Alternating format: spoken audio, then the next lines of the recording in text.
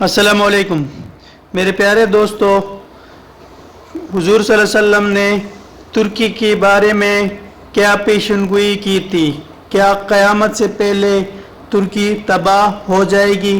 آئیے سنتے ہیں ڈاکٹر اسرار احمد اگر قبۃ الصخرہ گرا دیا گیا تو مسجد اقصی گرا دی گئی، پھر جو ہوگا طوفان جو آئے گا اس سے پھر ایک بہت عظیم جنگ کا معاملہ ہوگا۔ اس حدیث میں الملحمۃ العظمیٰ کہا گیا، عظیم ترین جنگ۔ یہ دونوں حدیثیں میرے پاس ہیں، ان کا ٹیکسٹ بھی ہے، ترجمہ بھی ہے، مسلم شریف کی روایات ہیں۔ لیکن ان جنگوں میں جتنا بڑا نقصان ہوگا جانی، اس کا اندازہ کیجئے۔ فَيَقْتَتِلُونَ مَقْتَلَةً، پھر وہ ایسی جنگ کریں گے، ایسی جنگ لم یرى مثلها، جو اسی کے کبھی دنیا میں نہیں دیکھی گئی۔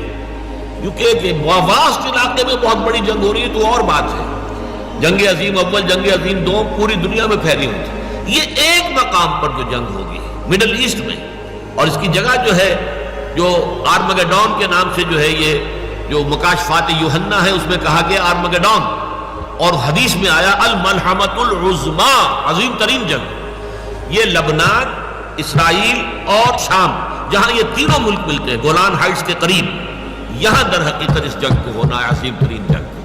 اور یہاں پر یہ تمام نیٹو ممالک جو ہے، معلوم ایسا ہوتا ہے کہ ترکی کو رونگتے ہوئے یہ آئیں گے اور یہاں پر آ کر ڈیرے ڈالیں گے، ترکی کو بھی ختم کریں گے، اس لیے کہ استنبول تو ان کی نگاہوں میں کھٹکتا ہے۔ یہ تو پرانا عیسائی شہر ہے، صوفیہ جیسا بڑا گرجا یہاں تھا جو آج مسجد بنا ہوا ہے۔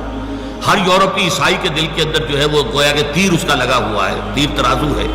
یہی وجہ ہے کہ وہ کسی صورت میں بھی یورپین یونین میں ترکی کو شامل کرنے کو تیار نہیں ہے، چاہے ترکی ہر اعتبار سے اپنے آپ کو یورپی ثابت کرنے کی کوشش کرے، لیکن نہیں، وہاں جو ہے عورتوں کے لیے سرپرستار ماننا بھی ممنوع کر دیں تبھی وہ انہیں اپنے ساتھ شمار کرنے کو تیار نہیں ہے۔ اس لیے نقشہ جو ہے آنے والا اس کو اچھی طرح سمجھ لیجئے کہ اس میں جیسا کہ حدیث میں آتا ہے جزیرہ نماء عرب میں بھی بہت بڑا طوفان آئے گا، اور صرف مدینہ منورہ جو ہے اور شاید اس کے نیچے مکہ مکرمہ، یہ حجاز کا علاقہ بچے گا، باقی پورے پر جو ہے وہ دشمنوں کا قبضہ ہوگا۔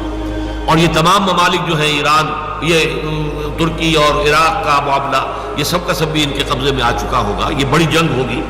اس میں الفاظ یہ آئے ہیں حتیٰ یخر میتا حتیٰ ان الطائر لیمر بجنباسہم فلا یخلفوہم حتیٰ یخر میتا فیتعاد من الاب کانوا مئۃ فلا یجدونہ بقی منہم الا رجل واحد۔